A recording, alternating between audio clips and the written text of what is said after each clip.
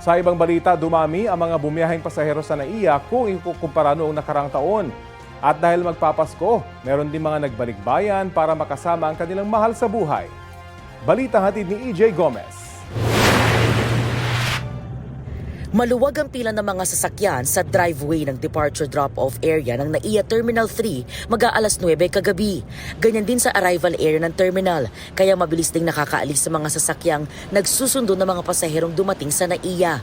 Pasado alas 12 ng madaling araw nang magsimulang dumami ang mga sasakyan at nagkaroon ng traffic sa departure drop-off area ng Terminal 3. Masusing chinicheck ang mga dokumento ng mga pasaherong pumapasok sa paliparan. Sa datos ng Manila International Airport Authority o MIAA, umabot sa mahigit 170,000 ang bilang ng mga pasaherong lumipad mula sa mga Terminal 1, 2 at 3 ng NAIA nitong araw ng linggo. Mas mataas yan ng mahigit 5% kumpara sa kabuang bilang na naitala sa parehong araw noong 2024. Para iwas traffic at aberya, ang mag-inang sina Maribel at Patricia bumiyahe na mula Taytay Rizal patungong airport ng madaling araw kahit alas 12 pa ng tanghali ang kanilang flight.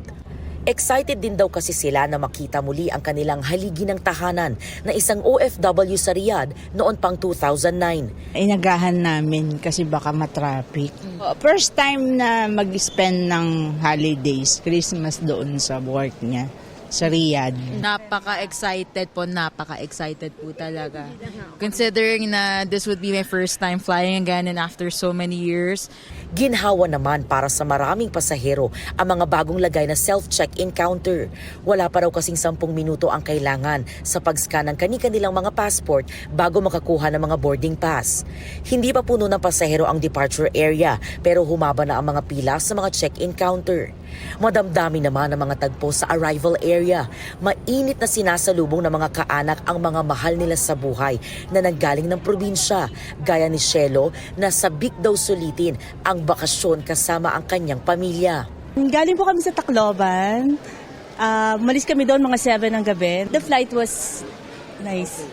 2 of my children are studying here in Manila. So malaking bagay na holiday ngayon, magsasama-sama ang pamilya, lalo na't Pasko, with my siblings who are also here in Manila. I feel very happy because I get to spend Christmas with my family and I get to have a fun time with them. I just want everyone to be happy with me. Ang iba namang matyagang naghintay tulad na lang ng pamilya ni Sab, may pa-banner at balloons pa para raw isurprise ang pagdating ng Ate Peachy nila na galing pa ng Amerika. Surprise lang to para sa kapatid ko galing USA kasi 3 years bago umuwi at first time niya magki-Christmas ulit dito at saka New Year. So gusto niya ma-experience naman. Sinalubong nila ng yakap at halik ang kanilang Ate Peachy. Merry Christmas, Pilipinas!